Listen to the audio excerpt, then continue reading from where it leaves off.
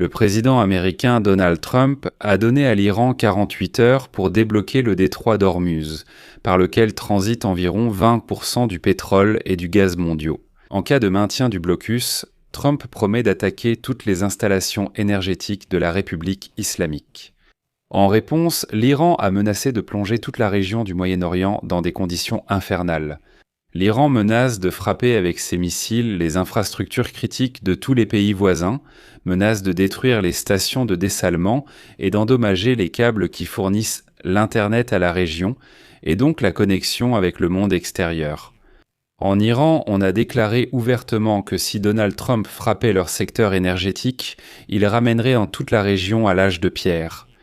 De plus, l'Iran menace dans ce cas de fermer complètement le détroit d'Ormuz pour tout le monde, et pas seulement pour les adversaires de l'Iran. Et pour joindre le geste à la parole, l'Iran a frappé l'Iran, en particulier 2 villes proches d'un site nucléaire dans le sud du pays. Je suis Alexei Petchi, discutons-en. Je m'appelle Alexei Petchi, discutons ensemble de ce sujet, mais avant de commencer, je vous demande de vous abonner à cette chaîne, de mettre un like et d'écrire n'importe quel commentaire sous cette vidéo. Si vous souhaitez soutenir le travail de cette chaîne YouTube, vous pouvez le faire par le biais d'un don, d'un abonnement ou même d'un parrainage sur la plateforme YouTube. Comment faire ? Les liens et les coordonnées se trouvent dans la description de cette vidéo. Je vous serai reconnaissant pour tout soutien de votre part. Alors, le président des États-Unis, Donald Trump, a donné à l'Iran 48 heures pour débloquer le détroit d'Ormuz, par lequel transitent environ 20% des livraisons mondiales de pétrole et de gaz.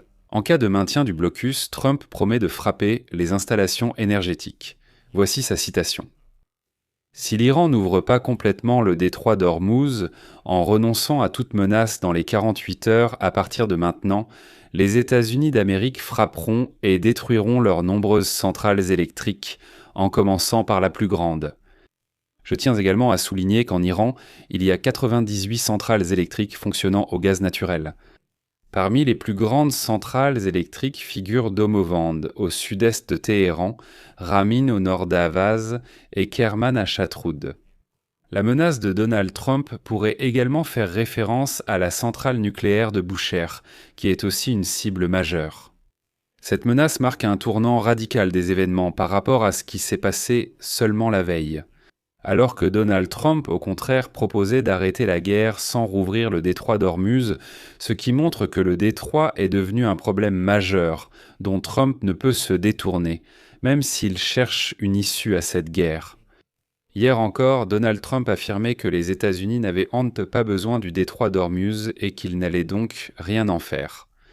De plus, vendredi après-midi, un peu plus de 24 heures avant la nouvelle menace, Donald Trump a déclaré qu'il envisageait de mettre fin à l'opération militaire sans régler la question du détroit d'Ormuz.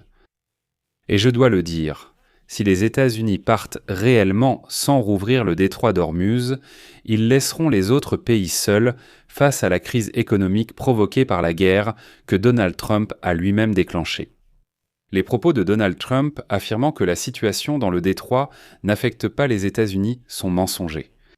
Après la fermeture du détroit, le prix moyen du gallon d'essence aux États-Unis atteint déjà presque 4 $, soit plus d'$1 de plus qu'il y a un mois. Une telle menace de Donald Trump a aussitôt reçu une réponse de l'Iran. Le commandement militaire du pays a déclaré qu'il frapperait les infrastructures clés au Moyen-Orient, en particulier les infrastructures énergétiques et technologiques de l'information. Voici la citation. « Si l'ennemi attaque l'infrastructure énergétique de l'Iran, toutes les infrastructures énergétiques, technologiques de l'information et de dessalement appartenant aux États-Unis et au régime de la région seront des cibles. » Plus tard, le président du Parlement iranien, Mohammad Bagher Ghalibaf, l'un des plus hauts dirigeants civils du pays, a ajouté que l'Iran, je cite, « détruira irrémédiablement les infrastructures vitales », ainsi que les installations énergétiques et pétrolières dans toute la région, et les prix du pétrole continueront d'augmenter pendant longtemps. Cette déclaration ne fait que confirmer que l'Iran est prêt à tout pour préserver son régime.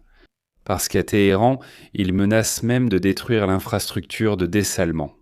Ce qui signifie que les habitants de l'Arabie Saoudite, du Qatar, d'Oman, de Bahreïn et du Koweït pourraient tout simplement se retrouver sans eau potable. parce que les stations de dessalement au Moyen-Orient sont une question de survie.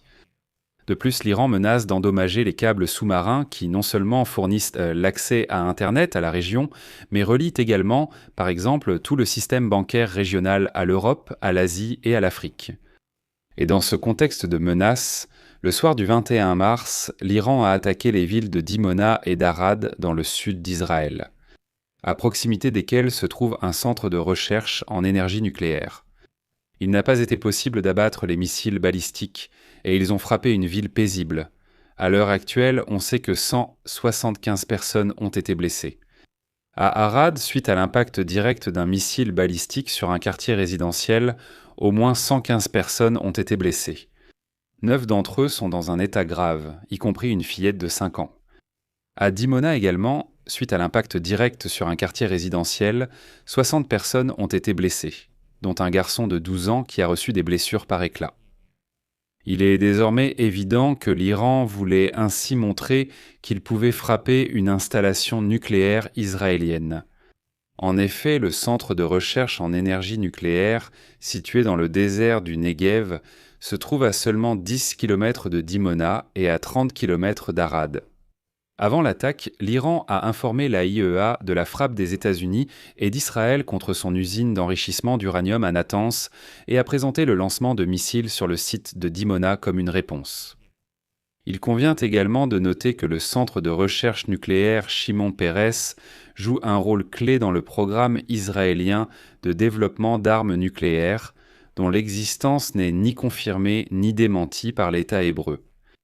Il faut rappeler que l'Iran a bloqué le détroit d'Ormuz après le début de l'opération militaire américaine et israélienne le 28 février, et selon S&P Global, le nombre de passages par cette artère de transport a diminué de 96%. Environ 3200 navires sont bloqués dans le golfe Persique. L'Iran a stoppé presque toutes les tentatives de passage par le détroit d'Ormuz en utilisant des drones maritimes et aériens. Il a aussi utilisé des missiles, y compris contre des navires. Dans les golfes d'Oman et Persique, au moins 22 navires ont été endommagés, certains à la suite de frappes directes.